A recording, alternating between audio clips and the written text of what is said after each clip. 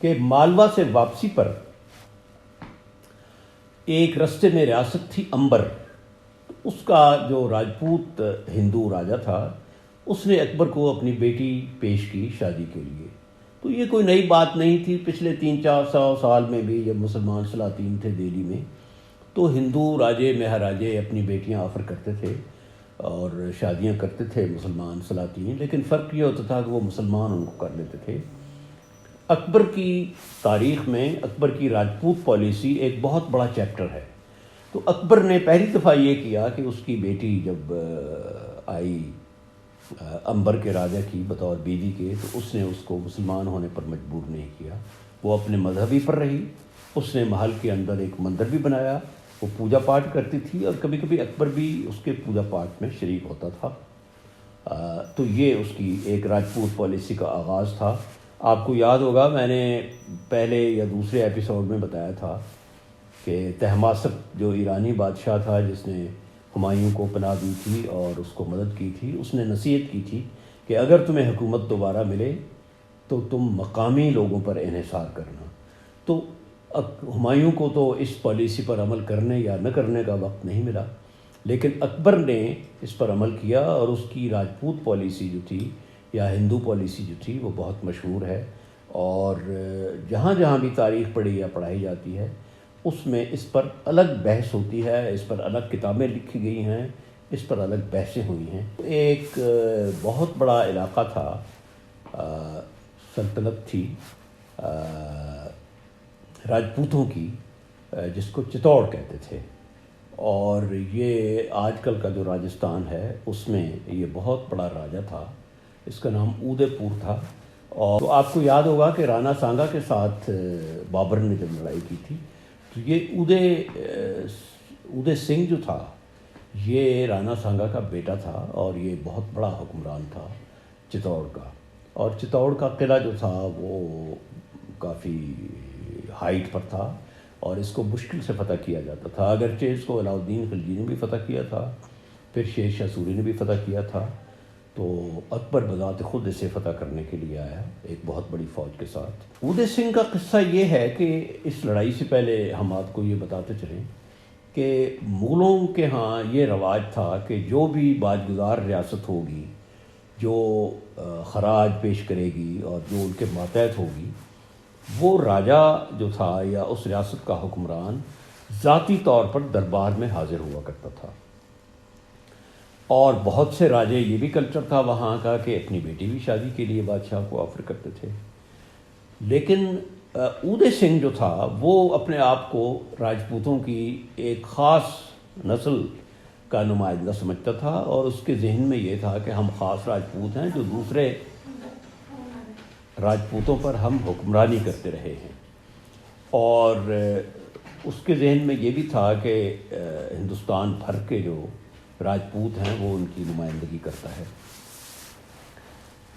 اس نے اکبر کے ساتھ تعلقات تو اچھے تھے اور اس نے اس کا جو بیٹا تھا، کچھ اس کے بیٹے کا نام سکت سنگھ بتاتے ہیں اور کچھ اس کے بیٹے کا نام شکتی سنگھ بتاتے ہیں، وہ اکبر کے دربار میں موجود تھا. لیکن یہ جو راجہ اودے سنگھ تھا اس کا یہ کہنا تھا کہ میں راجپوتوں کی کریم ہوں، میں خاص راجپوت ہوں، میں دو کام کبھی نہیں کروں گا. ایک، میں ذاتی طور پر اکبر کے دربار میں نہیں جاؤں گا، اور دوسرا، میں کبھی بھی اپنی بیٹی یا اپنی کوئی عورت بادشاہ کو نکاح شادی کے لیے نہیں دوں گا. اکبر کو اس پر بظاہر کوئی اعتراض نہیں تھا. سلسلہ چلتا رہا. تو ایک دن دربار جب لگا ہوا تھا تو اکبر نے مذاق میں اس کے بیٹے سکت سنگھ سے کہا کہ یار وہ جتنے بھی راجے مہاراجے ہیں، راجپوت ہیں اور ہندو بادشاہ ہیں، وہ ہمارے دربار میں ظاہر حاضر ہوتے ہیں ذاتی طور پر، تمہارا باپ تو آتا نہیں ہے. تو اس نے مذاق سے کہا کہ ہم یہ سوچ رہے ہیں کہ ہم کیوں نہ حملہ کریں اس پر اور اسے بھی مجبور کریں. اب یہ مذاق تھا یا یہ آدھا مذاق تھا یا مذاق کے ذریعے اکبر جو تھا وہ اپنے دل کا ارادہ ظاہر کر رہا تھا. بہرحال رات ہوئی تو سکت سنگھ جو تھا وہ فرار ہو گیا اور بادشاہ کی اجازت کے بغیر فرار ہو گیا، اور اس نے جا کر باپ کو بتایا کہ مجھے بادشاہ نے یہ بتایا ہے، تو تم اپنی حفاظت کا بندوبست کر دو۔ اکبر کو جب پتہ چلا کہ وہ بغیر اجازت کے بھاگ گیا ہے تو اس کو غصہ چڑھا، یا یہ بھی ممکن ہے کہ اس کو بہانا چاہیے تھا حملہ کرنے کے لیے۔ اس نے لشکر کشی کر دی اور وہ ایک بہت بڑا لشکر لے کر چتوڑ پر حملہ آور ہو گیا۔ چتوڑ پر جب اس نے حملہ کیا تو جو اودے سنگھ تھا وہ اپنے دو جو تھے اس کے کمانڈر بہت بڑے، ان کو قلعہ ان کے حوالے کر کے خود وہ بھاگ گیا، پہاڑوں میں چلا گیا یا جنگل میں چلا گیا۔ اس کے ذہن میں یہ تھا کہ مجھے سروائیو کرنا چاہیے، اگر میں یہاں پر رہ کر کام آ گیا، مر گیا، تو پھر یہ ہمارا جو سلسلہ ہے بادشاہی کا یہ ختم ہو جائے گا۔ تو وہ اس کے وفادار کمانڈر جو تھے جو وہاں پر اس نے ان کو دیا، اور یہ بہت مشکل تھا قلعہ فتح کرنا۔ اس کی وجہ یہ تھی کہ قلعے کی دیواروں تک پہنچنے کے لیے فوج کو اس راستے سے گزرنا پڑتا تھا جو راستہ قلعے کے جو محافظ تھے اور فوج تھی راجپوتوں کی، ان کے تیروں کی ان کو نشانہ بننا پڑتا تھا۔ تو اکبر نے اس کا یہ علاج کیا کہ اس نے سرنگیں بنائیں۔ یہ سرنگیں کیا تھیں؟ یہ بہت بڑے بڑے راستے تھے جن کے اوپر بہت بڑی بڑی چھتیں تھیں، اوپر پھٹے تھے، اور ان پھٹوں کے اوپر گایوں کی، بیلوں کی، بھینسوں کی کھالیں رکھی گئی تھیں تاکہ وہ حملے سے محفوظ رہیں۔ اور یہ زگ زیگ سانپ کی طرح کی سرنگیں تھیں اور اندر اتنی بڑی تھیں کہ ہاتھی سوار یا گھوڑ سوار بھی جا سکتے تھے۔ 5000 آدمی ان سرنگوں کو تعمیر کر رہے تھے۔ یہ سرنگیں سیدھا قلعے کی دیواروں تک جاتی تھیں تاکہ فوج مغلوں کی جو ہے وہ ان سرنگوں کے ذریعے قلعے کی دیواروں تک بغیر دشمن کا نشانہ بنے پہنچ جائے۔ 5000 لیبرر روزانہ کام کرتے تھے اور 100 آدمی روز مر جاتے تھے، کیجولٹیز ہو جاتی تھی تیروں کی وجہ سے، حملوں کی وجہ سے۔ اگرچہ بچاؤ کے لیے انہوں نے پروٹیکشن کی ہوئی تھی، اور کھالیں جو تھیں، را ہائیڈ جو تھیں بیلوں کی اور کاؤز کی، گایوں کی، وہ کی ہوئی تھی۔ بہرحال لڑائی ہوتی رہی، بہت عرصہ لڑائی ہوئی، مغلوں کی کامیابی کے کوئی آثار نہیں تھے۔ لیکن ایک دن یہ ہوا کہ مغلوں کو ایک قلعے کی جو دیوار میں ایک شگاف سا تھا، اس میں سے اکبر نے دیکھا کہ ایک آدمی جو اپنی وضاقتہ سے اور اپنی فضا سے اور حیث سے کوئی بڑا آدمی کو کمانڈر لگتا تھا، وہ کوئی ریپیئر کا کام کروا رہا تھا اور حملہ آوروں کو حکم دے رہا تھا۔ تو اکبر نشانہ باز تو اچھا تھا، اس نے اپنی بندوق سے، اس بندوق کا کوئی نام بھی رکھا ہوا تھا، اس وقت بندوقوں کے نام ہوتے تھے، اس نے اس کا نشانہ لیا اور وہ آدمی مر گیا۔ اور وہ وہی کمانڈر تھا جس کو اودے سنگھ نے فرار ہوتے وقت اپنی کمان سپرد کی تھی۔ اس کے مرنے کے بعد ظاہر ہے کہ وہ افراتفری مچ گئی، لیکن راجپوتوں نے بہت بہادری دکھائی، اور جب مغلوں کی فوج قلعے میں داخل ہوئی تو ایک ایک گھر میں لڑائی ہوئی، ایک ایک گلی میں لڑائی ہوئی، ایک ایک چوک پر لڑائی ہوئی۔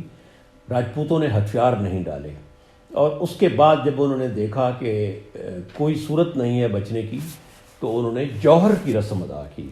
جوہر کی رسم کیا تھی؟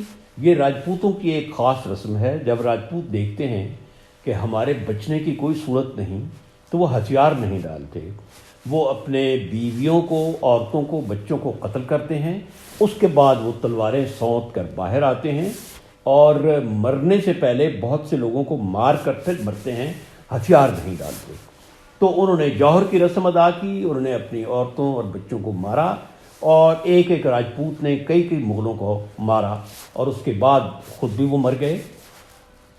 اب یہاں انہوں نے کچھ مرسنریز یعنی کچھ پیشہ ور فوجی بھی ہائر کیے ہوئے تھے جنہیں کالپی کہتے تھے، اور انہوں نے یہ چالاکی کی کہ انہوں نے اپنے بیوی بچوں کو آگے باندھا اپنے، اور ان کو اس طرح شو کیا کہ جس طرح یہ قیدی ہیں۔ تو وہ مغلوں کے سامنے سے شہر سے نکل کر چلے گئے، اور مغلوں نے سمجھا کہ یہ ہمارے ہی لوگ ہیں مغل، اور یہ قیدیوں کو ہانک کر لے جا رہے ہیں۔ لیکن وہ جو کالپی تھے، وہ ان کے اپنے بیوی بچے تھے، وہ انہیں ہانک کر لے گئے باہر قیدی بنا کر، اور یوں ان کی اور ان کے بچوں کی جان بچ گئی۔ یہ سب جب اکبر کو پتہ چلا تو اس کو بہت غصہ آیا اور اس نے قتل عام کا نشانہ حکم دیا. تو بہت ہزاروں کی تعداد میں وہاں قتل ہوئے لوگ، اور اس کے بعد بہت بڑی فتح حاصل ہوئی اکبر کو. اکبر پھر واپس آیا اور چتوڑ کے قلعے کو اکبر نے اپنی زندگی میں دوبارہ ریپیئر نہیں ہونے دیا، وہ بس ویرانے ہی میں تبدیل ہو گیا. اودے سنگھ کے ساتھ کیا ہوا؟ اودے سنگھ نے مرنے تک اکبر کی اطاعت قبول نہیں کی. اس کا بیٹا جو تھا وہ بھی لڑتا رہا، اور 50 سال کے بعد اس کے بیٹے نے، اکبر نہیں تھا جب اس دنیا میں، تو جہانگیر کے زمانے میں اس کے بیٹے نے اطاعت قبول کی مغلوں کی، اور اس نے پھر اپنے بیٹے کو جہانگیر کے دربار میں رکھا، اور یوں یہ جو راجپوتوں کا سلسلہ تھا یہ تقریباً ختم ہو گیا.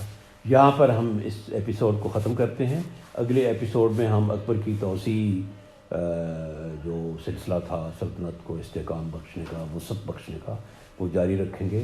آپ یہ کیجئے کہ اس چینل کو سبسکرائب کیجئے اور اس کا بٹن دبا دیجیے.